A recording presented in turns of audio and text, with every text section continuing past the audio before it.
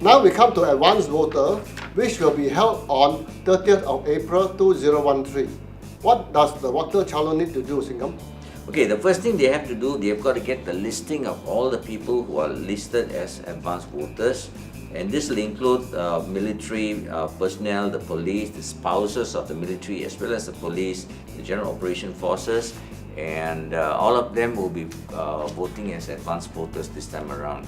Are there any addition to these advanced voters as compared with the past?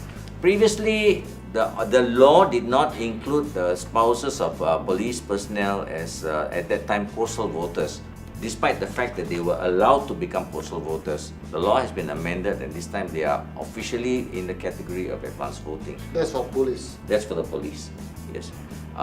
Then the other thing that wakil calon has to do, they've got to get the schedule of the polling centers and the stations. They need to know how many polling stations they are dealing with, because this time around they are allowed to station polling and counting agents at these polling stations. So the number of stations is very important.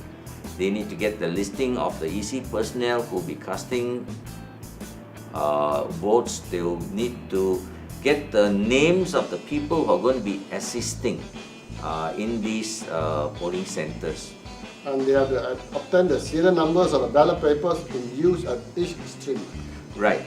Previously, there was no such recording. They counted the number of ballots. That was all the requirement according to the law. The law does not specify serial numbers, but the serial numbers are important if you want to trace the authenticity of the ballots inside the ballot box. But basically what you are saying is that advanced voting is the same as normal voting, except that it's held a few days earlier. Correct.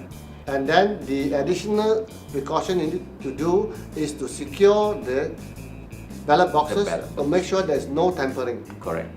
It is going to be held open for 6 days. Where is it going to be held?